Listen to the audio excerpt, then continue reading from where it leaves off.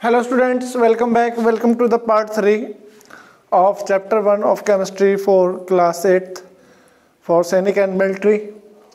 तो इसमें अभी तक हमने कहाँ तक कर लिया है। हमने यहाँ पर आपको लास्ट पार्ट में नायलॉन के बारे में बताया था।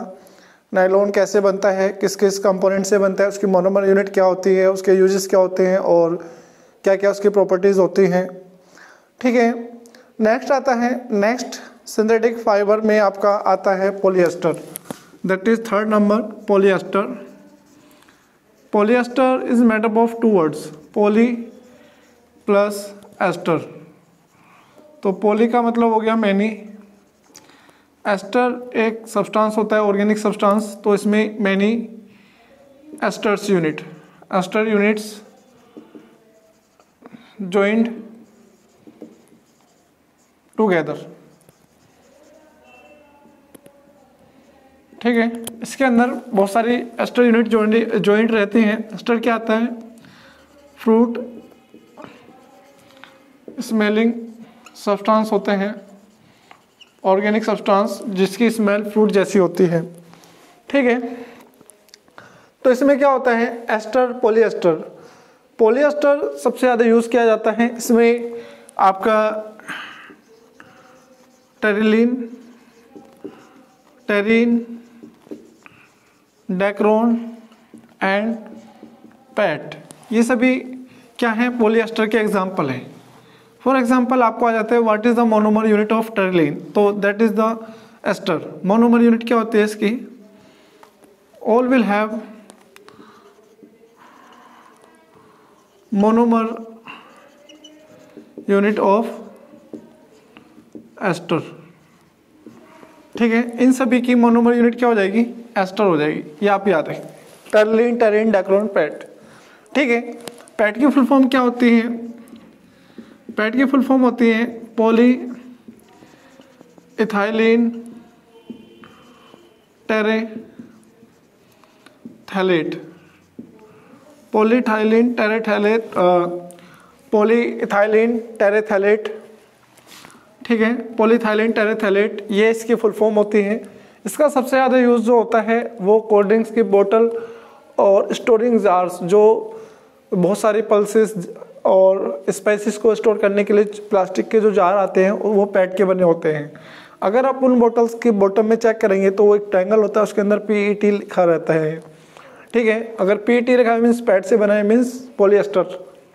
ठीक है, पॉलिएस्टर सिंगल मतलब प्योर पॉलिएस्टर भी यूज़ किया जाता है। Polyester can be mixed with natural fibres.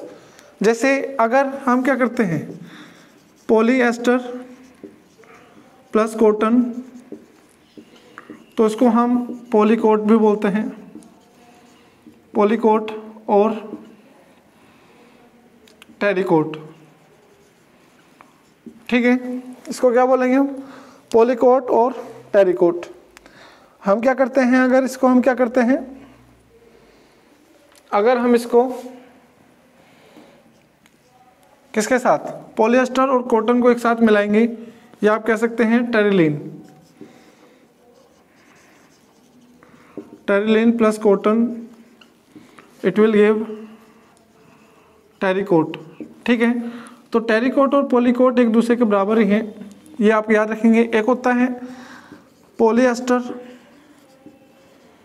Plus cotton, sorry cotton तो हो गया है,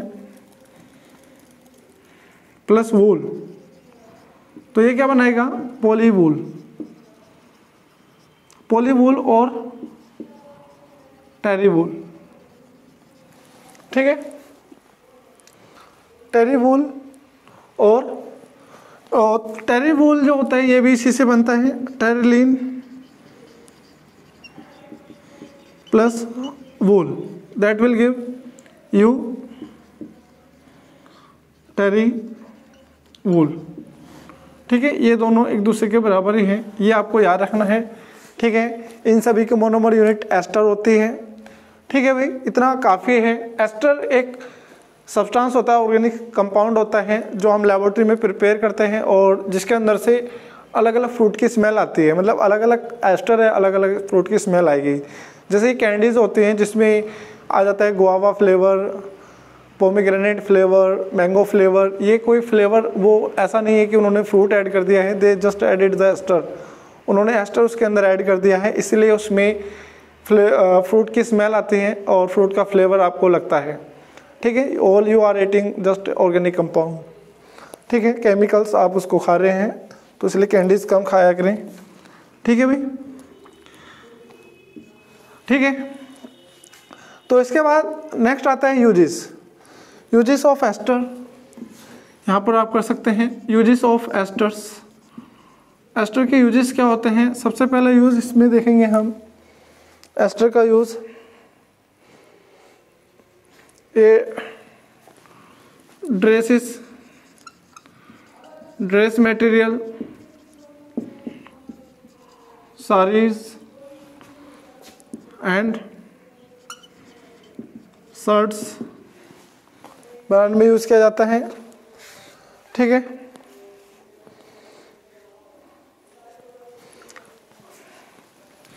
सेल्स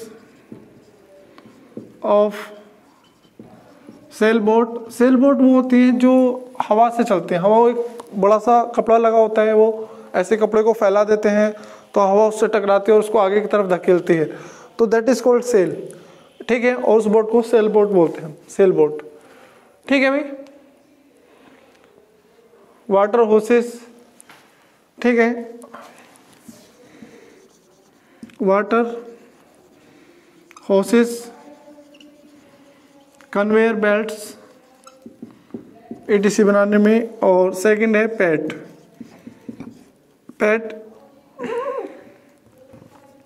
पैट का यूज़ क्या होता है? कोल्ड ड्रिंक्स जो बोटल्स होते हैं, कोल्ड ड्रिंक्स बोतल, स्टोरिंग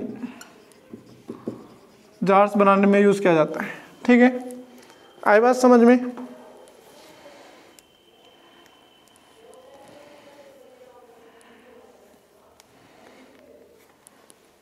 ठीक है भाई, ये इसके यूजेस हैं जो आपको याद रखने हैं। ये नोट्स ऐसे हैं जिनको आप बार बार पढ़ेंगे तो केमिस्ट्री का कोई भी क्वेश्चन जो होता है वो आउट ऑफ सिलेबस नहीं लगेगा आपको। ठीक है, इसमें इतना ही है। नेक्स्ट आता है आपके पास एक्राइलिक। एक्राइलिक एक हमारे पास सिंथेटिक वूल भी बोलते हैं इसको। ठीक है, आर्टिफिशियल वूल और सिंथेटिक वूल, एक्राइलिक और पॉलीएक्राइलोनाइट्राइल। ठीक है, तो आज के टाइम में ऊन के जो जितने के भी कपड़े आते हैं वो सब इसी के बनते हैं। नेचुरल वूल बहुत कम देखने को मिलती है। ठीक है, नेचुरल वूल हमें बहुत कम देखने को मिलेगी। देखिए इसमें क्या होता है। फोर्थ वन इज एक्राइलिक, जिसको हम पॉली एक्राइलो नाइट्राइल भी बोलते हैं, पॉली एक्राइलो नाइट्राइल।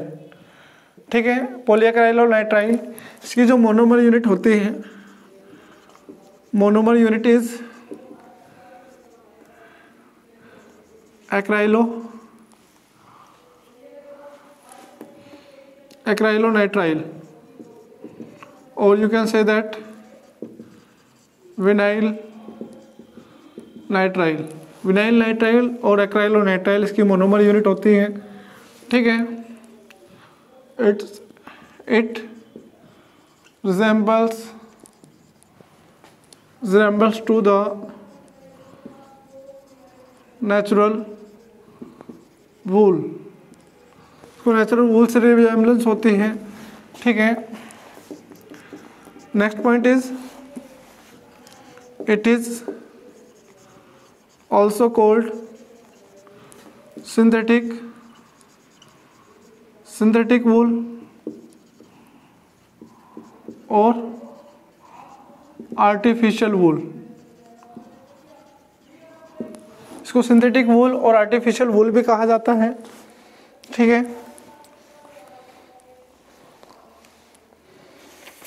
ठीक है,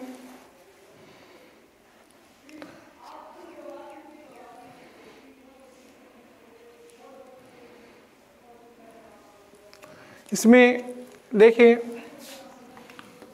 इसके अगर हम यूजेस की बात करें, uses, it is used in place of natural wool. Natural wool की जगह इसको यूज किया जाता है किसमें? सॉक्स बनाने में, स्वेटर बनाने में, sweater, jackets, soles, jacket souls,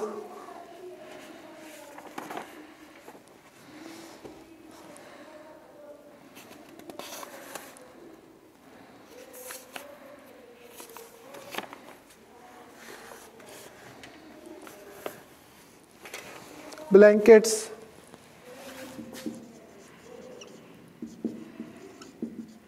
etc। ठीक है, तो इसमें किसी भी तरीके से क्वेश्चन आ सकता है कि भाई एक एक्स हमारे पास एक सिंथेटिक फाइबर है जिसका यूज़ हम ब्लैंकेट बनाने में किया जाता है, तो एक्स क्या है? तो ब्लैंकेट ऊन से बनता था, अब ऊन की जगह पर हमारे पास एक्राइलिक आ गया है, पॉली एक्राइल और नाइट्राइल इसका नाम होता है। ये नेचुरल वूल के जैसा हमें दिखता है। तो या तो विनाइल, VINYL, विनाइल नाइट्राइल, या एक्राइलोनाइट्राइल, एक्राइलोनाइट्राइल इसको बोला जाता है। ठीक है, ये आपको ध्यान रखना है, एक्राइलोनाइट्राइल या विनाइल। ठीक है, ये हमारे पास कुछ सिंथेटिक फाइबर्स थे। Now we will talk about the advantages of synthetic fibre, कि भाई सिंथेटिक फाइबर के क्या क्या बेनिफिट हो सकते हैं, क्या क्या इसके एडवांटेजेस हैं। कई बार क्या होता है MCQ में आपको 3 एडवांटेजेस दे देंगे और एक नहीं देंगे, पूछेंगे कौन सा एडवांटेज नहीं है। तो आपको पहले तो एडवांटेज पता होने चाहिए, तभी आप डिसएडवांटेजेस बता सकते हैं। ठीक है, तो उसी के लिए हैं, देखिए एडवांटेजेस ऑफ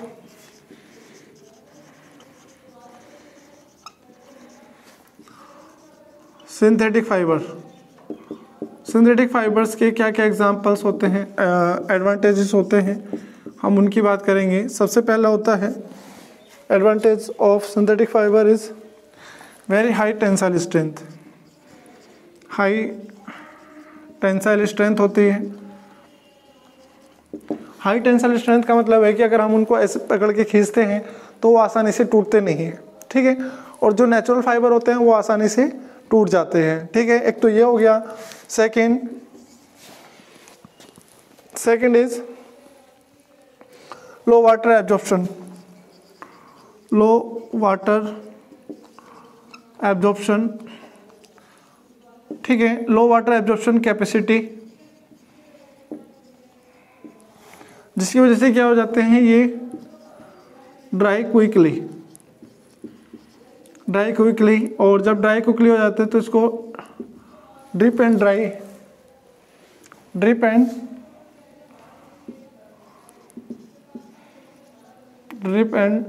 ड्राई प्रॉपर्टी बोलते हैं इसको।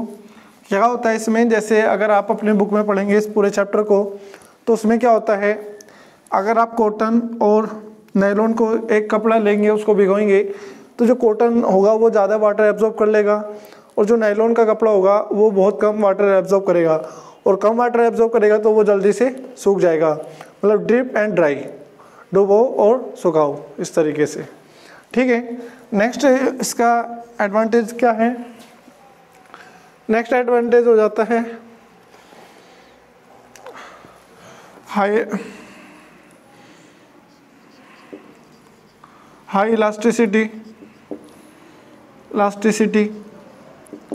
इलास्टिसिटी है कि भाई ये बिना टूटे खींच सकते हैं। जैसे आप इनको थोड़ा सा ऐसे खींचते हैं तो अब अपने स्ट्रेचेबल कपड़े आते हैं, वो किसकी वजह से हुए हैं? सिंथेटिक फाइबर की वजह से। आप उनको ऐसे खींच सकते हैं, कपड़े को ऐसे खींच के चौड़ा कर लेते हैं। That is because of high elasticity. ठीक है, हाई इलास्टिसिटी होती है। Fourth point is wrinkle resistance.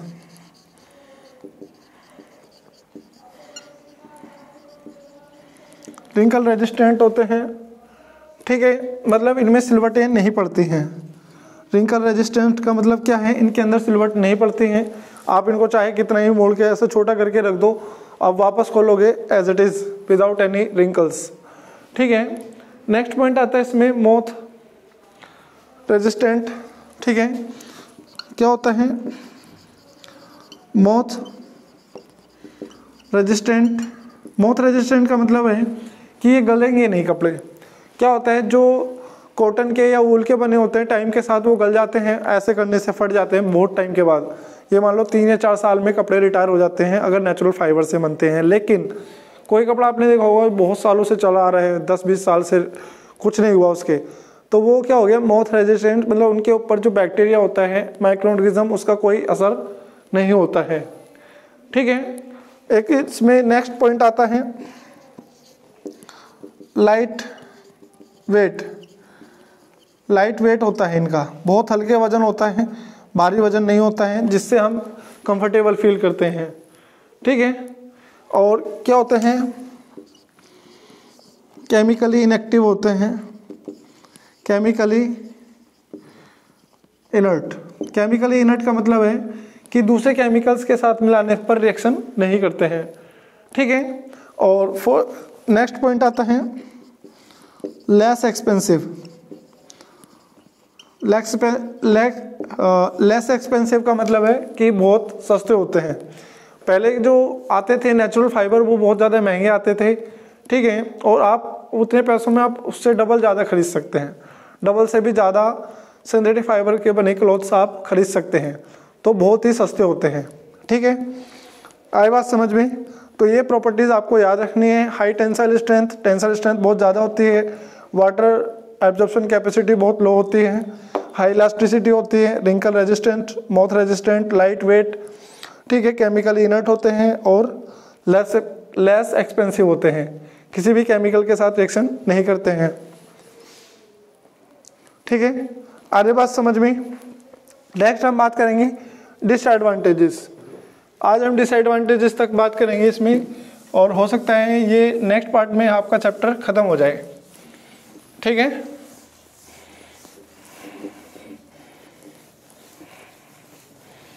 Next आता है disadvantages of synthetic fibres. Disadvantages में सबसे पहला है मेल्ट्स एंड बर्न इजली। सबसे पहले डिसएडवांटेजेस यही है कि जैसे और आपके नेचुरल फाइबर्स होते हैं वो कागज़ की तरह जल जाते हैं, चिपकते नहीं हैं बॉडी के ऊपर। लेकिन ये क्या होते हैं, जब भी आग के कांटेक्ट में, फायर के कांटेक्ट में ये आते हैं तो पहले मेल्ट होते हैं और फिर उसके बाद चिपक जाते हैं बॉडी से और जलने लग जाते हैं। ठीक है, सेकेंड, जैसे किचन में अगर आप काम कर रहे हैं वहाँ पर लग जाए आग, तो वहाँ पर हम क्या कर देते हैं, उसको कंबल से ढकते हैं। Second is non biodegradable. देखिए अभी हमने जो पीछे पॉइंट कराया था उसमें यही प्रॉपर्टीज की एडवांटेजेस थी, यहाँ पर डिसएडवांटेजेस होगी। क्यों? कि भाई ये माइक्रोऑर्गेनिज्म इनके ऊपर अटैक नहीं कर पाते, जिसकी वजह से अगर हम इनको एनवायरनमेंट में फेंक देते हैं तो डिकम्पोज नहीं होते और एनवायरनमेंट को क्या कर देते हैं, पॉल्यूट करते हैं। ठीक है, जिसकी वजह से कोई भी बीमारी फैल सकती है। ठीक है भाई, नेक्स्ट पॉइंट क्या आता है? नेक्स्ट पॉइंट है अनकंफर्टेबल